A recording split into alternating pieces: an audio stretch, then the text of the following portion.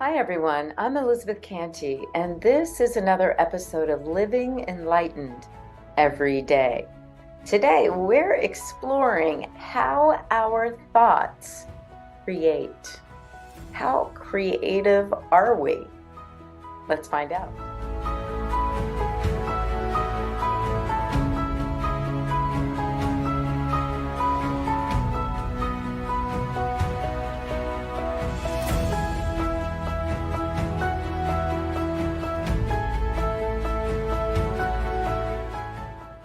I'm Elizabeth Cantey, and I am an inner transformation coach. I love helping people love their life and live their passion every single day. I believe that as we integrate spirit, mind, and body, we create a life that we are passionate about, that we love, that we experience more love, more peace, and more joy. Today, we're looking at how our thoughts can create that for ourselves or block that in our lives. This week, I have been inundated with the ideas around thoughts being creative. You've heard the phrases like thoughts are things. Thoughts create things. Thoughts are creative. Change your thinking, change your life, right? You've heard a lot of these sayings, and now it isn't just a spiritual idea. It's in psychology. We're recognizing that our thoughts can create moods, they can create emotions, they do create emotions. And those emotions can stay with us for a long time until they create a sense of a mood or a way of being. Our thoughts have created conditioned patterns in our life. And sometimes, as I pointed out last week, and I've pointed out before, that our thoughts become subconscious. When we're young, sometimes we bury the thoughts, the actual ideas. Those are kind of buried in the subconscious, but the activities or the mood or that feeling tone or the results of our thinking is still prevalent in our life. And it leads us to wonder, where did this come from? Why do I always experience turmoil in the workplace, or turmoil with my family, or with my kids, or why do I always feel rushed, or whatever the situations are in our life, which aren't ideal. They're not our idea of an ideal situation.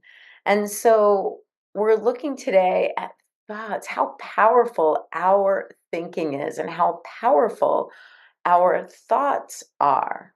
So, chapter 7 of my book, Living Enlightened, The Joy of Integrating Spirit, Mind, and Body, chapter 7 is entitled Creation, Creating the Created. And I really talk about the process of creation. And I'm going to read a little bit here. If we imagine the all that there is, God, spirit, universe, life itself, before anything, let's say before the Big Bang, we can imagine that the self-existent creator imagines or thinks inside of itself or desires or has an idea, a thought, and then exploding into creation. It's the big bang of exhibition and manifested form. The universe we know or have theorized, let's say, is continually expressing and expanding.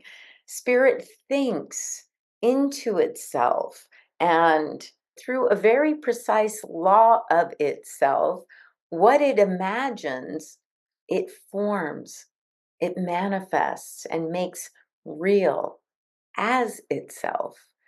We can recognize these three steps or three stages as a creative process.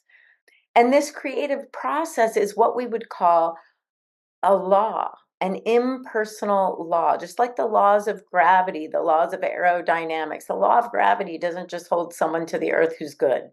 It can't differentiate between what is good and what is bad. The gravity holds everything right where it's meant to be. Same with the laws of aerodynamics, the laws of any physical law. It works all the time the same for any reason. In other words, the reason behind why we're using any law doesn't make any difference. Same with the creative process. The law says yes. This is what we hear in the law of attraction. It's like the law of attraction can only say yes. It can never say no. It can never say, I'm not going to create that. That's negative. I'm not going to create that. That's lack and limitation. It isn't able to say that. The law is impersonal. It must create what is held as a consistent idea in the mind of what we call spirit or the universal presence. The seeming myriad of forms that we see and experience as life unfolding outside of ourselves is the manifest body of this thinking. Larry Dossey said that the garden is a metaphor for life, and gardening is a symbol of the spiritual path. And I love this. And it's one of the most easiest metaphors to talk about how our thoughts are creative. We know that a seed holds within itself all the information it needs to become the thing which it was intended to become. You know, an apple seed will, if planted and watered and has enough light and air and all those things, when it's planted in the soil, the creative medium, it will produce an apple tree seedling and then grows into a tree, which will produce more apples, more seeds, and so on. It will keep reproducing in its like form. An apple seed can never, once we plant it into the ground, we can't say, oh, I just wish that was an orange tree now. You know? It's not going to happen. As a gardener, we would have to dig up that apple seed and discard it or whatever we're going to do with it and replant or plant over an orange seed, right? If that's what we change our mind and want to experience. So the orange seed contains within it everything within it to become the orange tree. You know, an acorn will always produce an oak, and a watermelon will never produce strawberries. So a seed is the complete blueprint for everything it needs to become the thing which it is supposed to become. That's like our thoughts. Our thoughts are the blueprint. They are becoming what we are thinking. They become the reality that we are surrounding ourselves with. When we desire something to grow, let's go back to the garden metaphor, we plant it into this medium called the soil. It's the growing medium for plants, trees, bushes, all these things. Ralph Waldo Emerson said the creation of 1,000 forests is in one acorn. So we have the seed, the thought, the beginning. When spirit holds a thought, an idea within itself, that thought contains everything it needs in order to come to fruition as the thing. Held within our thought is everything the event needs to come into fruition. It's the blueprint. Our thought is the blueprint for what we get to experience. The thought itself is a complete event, even though it is not yet manifest in form. But like a seed, everything is poised and ready to spring forth from it. Our thoughts have the potential to create a forest, the forest that we dwell in. Does that make sense? It's helpful in this gardening metaphor to use the idea of this soil, this creative medium that we know will produce trees and bushes and fruits and vegetables from seeds. What is that? How do we envision that in this metaphor? And the soil is the law. It's like a creative medium. When we speak our word, there is something that acts on this word and creatively transforms a thought into something we experience, something we experience either as an event, in a relationship, as a feeling or a mood. There is something that transpires as the thought transforms into a what we might call a thing. This is, the law of the mind. We might call it the law of cause and effect. The thought is going to create an effect, and it's a law just like all of our natural laws. It cannot change. There are no exceptions. It works the same every single time. This law of mind or spirit produces whatever is planted into it.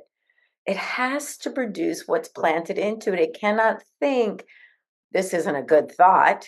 It can't speak back to us saying, hey, you might want to change that up because I'm about to produce some negative things in your life. I'm about to produce some lack and limitation. Sometimes we do hear that, but mostly it is just this silence that's accepting whatever it is we are putting into it. Why?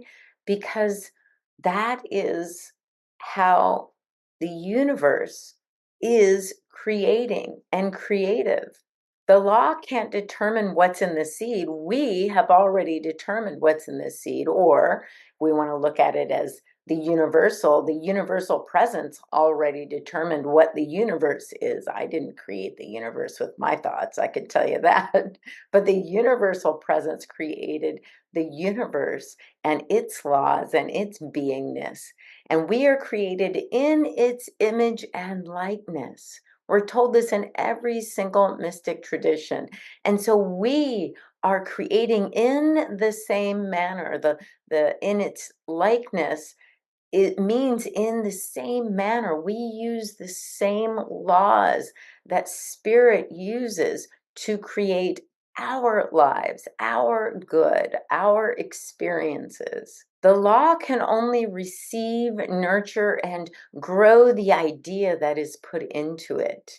We hear this a lot in, let's say, Abraham Hicks when they are talking, and it's about the universe can only respond in like, in kind to what it is given. What it is given is our thought. So then we have this idea of the plant, what becomes visible out of from our thought to this thing. And sometimes it takes a lot of time, and sometimes we're thinking of something, the phone rings, and there is that person or that situation or event that we were just thinking about. So it can be instantaneous, it can take a while. It again depends on the power, the purity, and the way we are using the law of mind or the law of cause and effect. So this plant, we'll use the idea of the plant as it starts emerging from the soil, from this medium of soil. If it's been watered, if it's been given the right environment. In other words, we're not turning around and digging it up every 5 minutes, and we're not throwing all these weeds and rocks all around it. If it is indeed planted correctly, we enjoy a beautiful garden, right? We plant the carrots and the vegetables and the orange tree, and the asparagus and everything, comes up and comes out in its right time, the way it was meant to. And that is also what happens with our thoughts. Everything that we can see in the world is an effect. It was first created as an idea and then made manifest in form. It's helpful to think of the world of effects as the second creation. The first creation was the thought itself. Everything in the world of form was first an idea, a choice, a desire.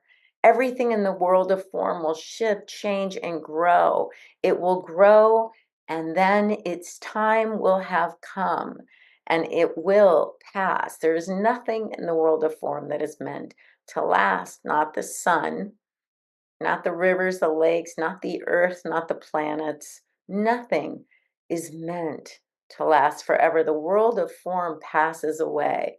In a way, we can think of it like our thoughts. Our thoughts seem to come and go. They come and go, they come and go. But some thoughts, we are told that we think 60, depends who you ask, 60 to 90 thoughts a day, but 90% of those thoughts are repetitive. So the thought may come and go, but it may come again and again and again and again. And that is the thought we are planting into the creative medium, the law of cause and effect. We will see the effect of that thought that is constantly there, whether it's in the background or the foreground, meaning whether we are conscious of it or not conscious of it. Our thoughts are creating. In the Christian New Testament, in John 1:1 states, in the beginning was the Word. And then the Word of God creates. What is a word but a symbol for a thought or an inspiration or a desire, a movement into expression. So there's first a thought and then a word. So even though we may have thoughts, most of us think in words. Somebody says, "What were you thinking?" We can tell them it's this and this and this. Those are symbols of our thoughts. So the word is with God, within God, is God. There's nothing other than God. And then it is transmuted or transformed by the law of God and passes into form, which we would call the body of God. So the thought or idea was before anything, and then through the law becomes everything. The word creates all that there is in form. So in the beginning was no thingness, and then energy, movement, desire, an idea, a thought, a word. The word being consistent becomes created and creation.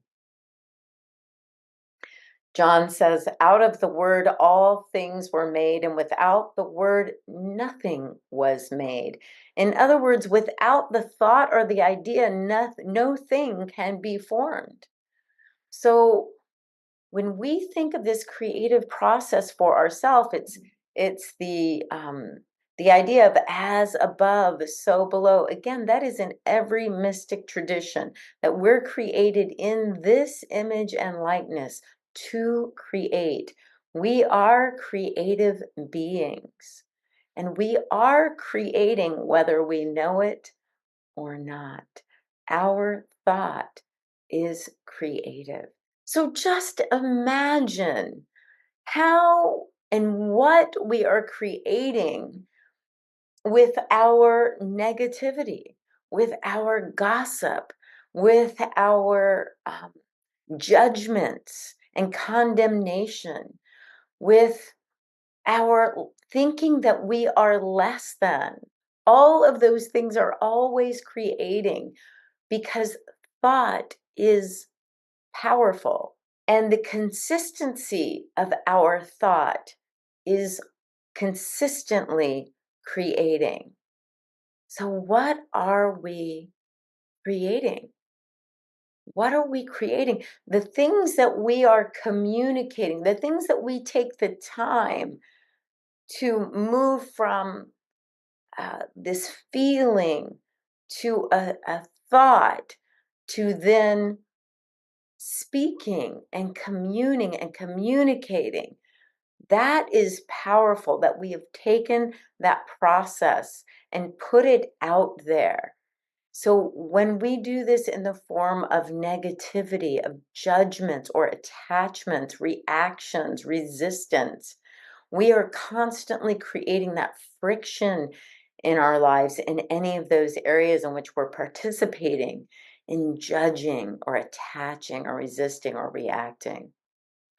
And the opposite is true when we take a feeling of love or joy or peace that is our true nature, when we choose to express that or communicate that, we are creating more and more of that in our lives. It shows up in our relationships, in our work environments, in our simple activities in our life. They become more joyful, more loving, more conscious.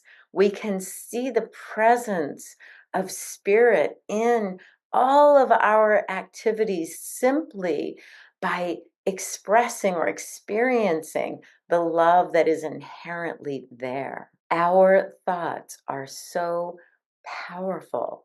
Our communication is creating now, right now.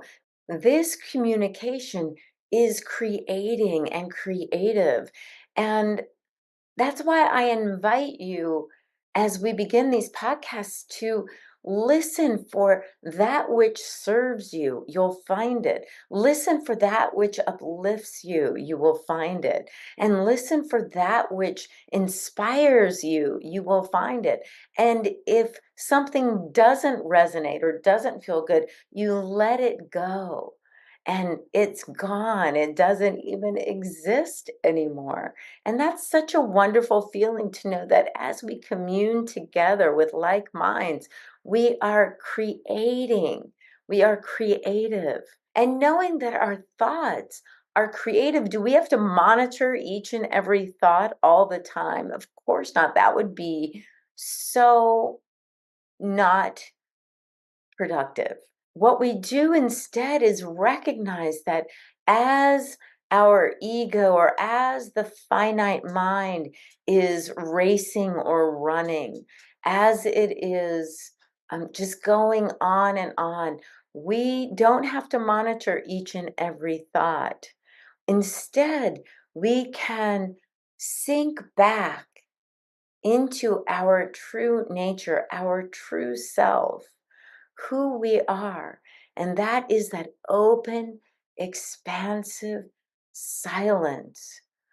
It is ease and grace. It's always there. It is the peace that passes all understanding, and it's available right now. So when the mind is racing, we don't have to work hard to silence it. It's sort of like the committee in our head. It's like one over here telling the other one over there to be quiet. It's a little bit of ridiculousness.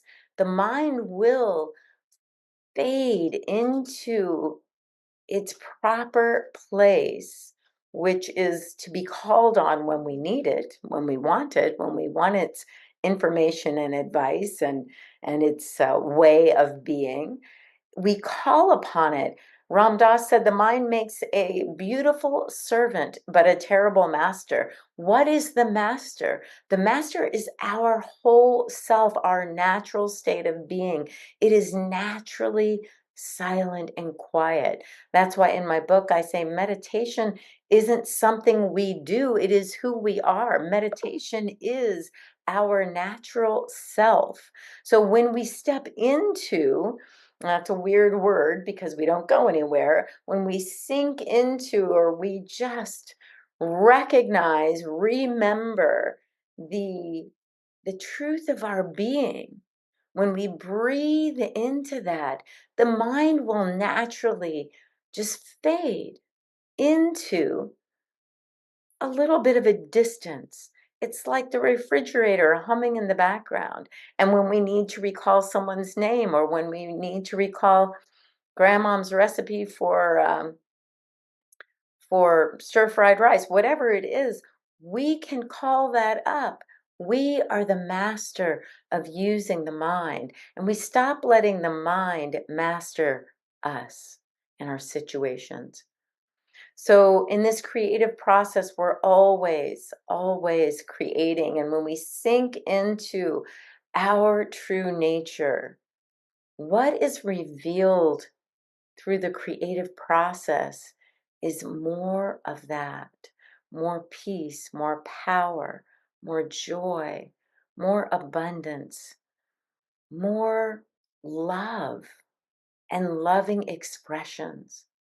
That's what we see, because that's what we are seeing from. That's what's planted in the garden of our life.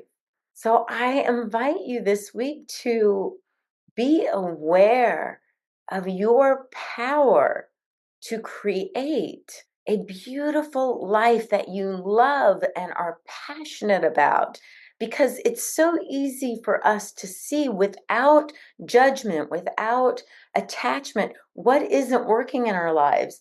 And instead of working hard and with determination and making anything happen, instead of doing that, we can relax back into being, back into ourself, and allow that to replant our garden in peace and love and joy and power and creativity.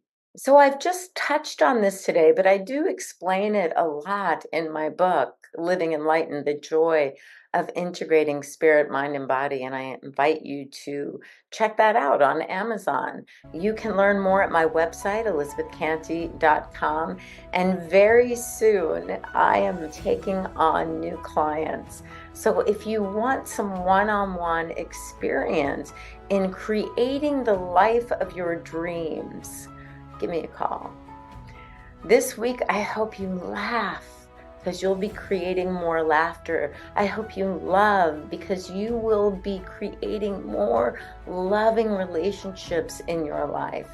And I hope you live enlightened, which just is simply being who you are always born to be, the Spirit of God itself, right here, right now.